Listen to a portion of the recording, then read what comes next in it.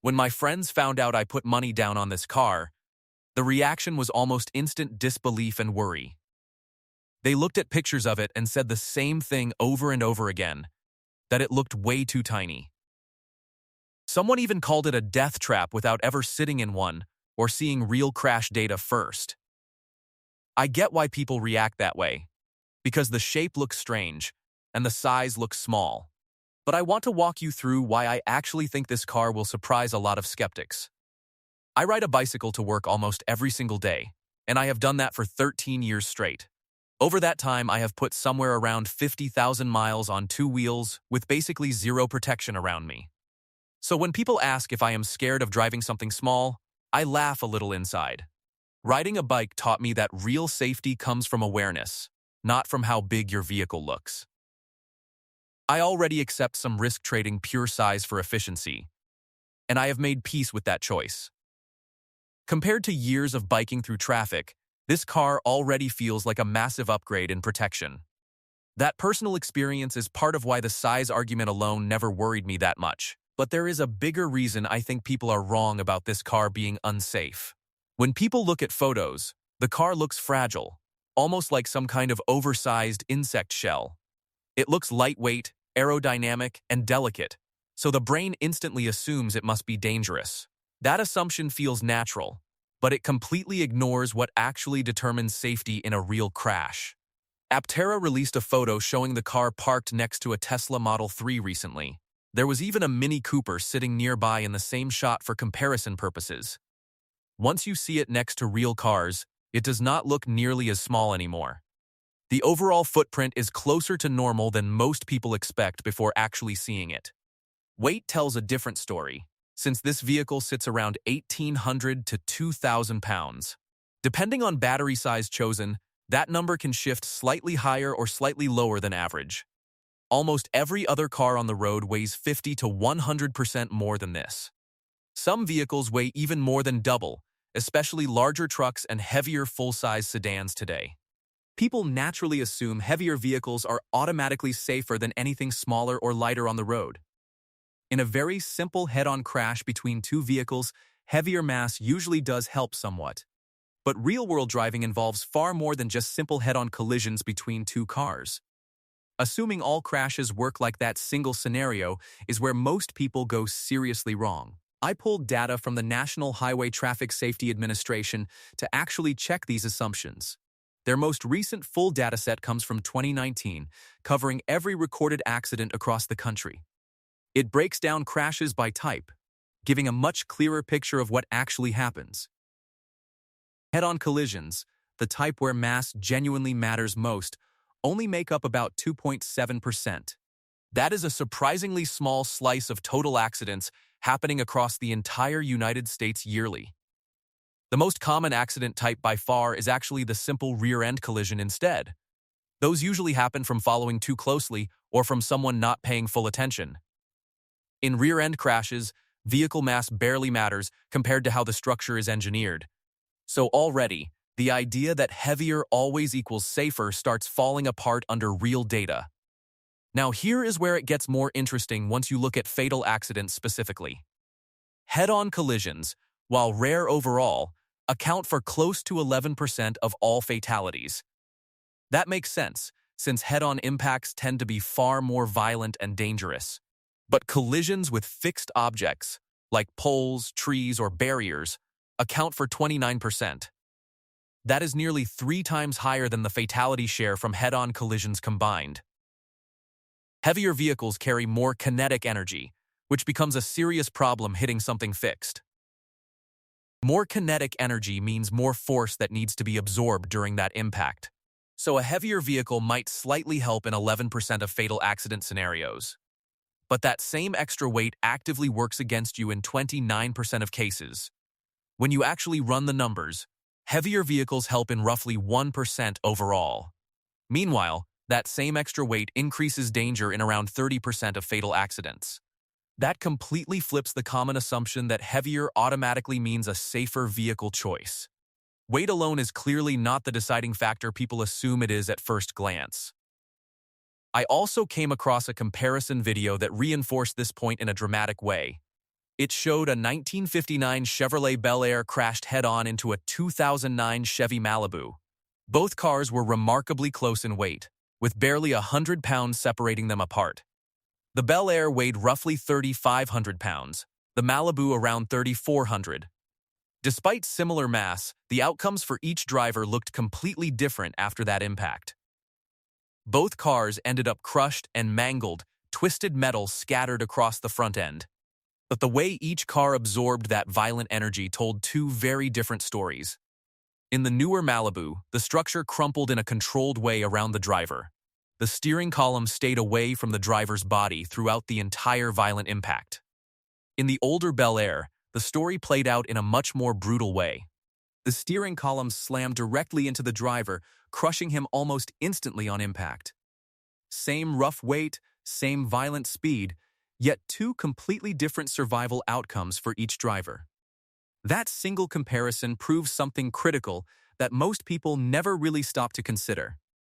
Weight being roughly equal does not mean survival odds are equal in a real crash. How a vehicle is engineered matters just as much, if not more, than its weight.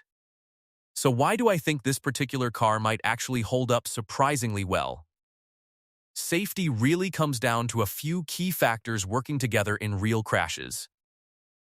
Weight plays a role, but as we just showed, it is a smaller factor. The bigger factor is how well a vehicle manages and redirects crash energy safely. You want that violent energy dissipated before it ever reaches the people sitting inside. Modern cars handle this using two main components working together during any serious impact. First, there is a crumple zone, designed specifically to absorb and slow down energy. Second, there is a passenger safety cell, built to stay rigid and resist intrusion. The crumple zone sacrifices itself so the passenger compartment can stay intact and protected.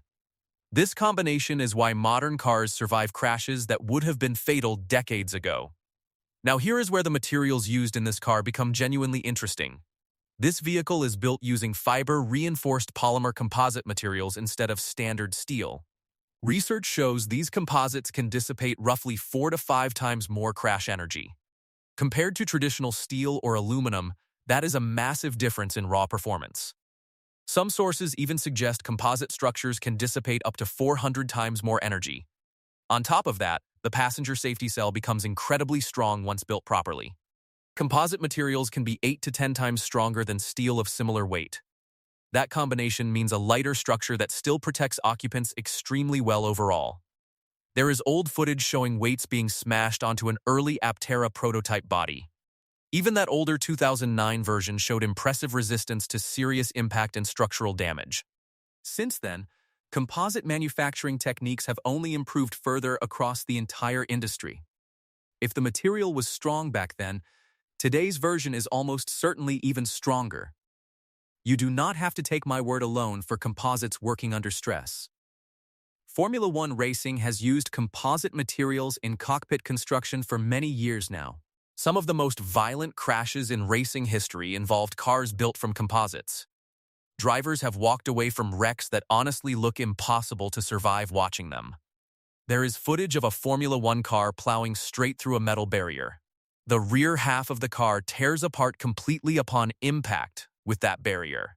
But the driver survives, climbs out, and appears to be shaken but basically fine. That crash likely happened at speeds well over 100 miles per hour easily.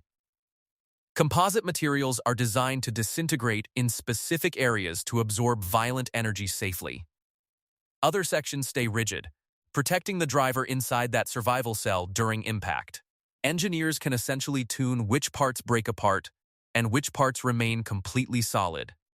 That level of control is part of why composites perform so well under stress. If that kind of material can protect Formula One drivers, it says a lot.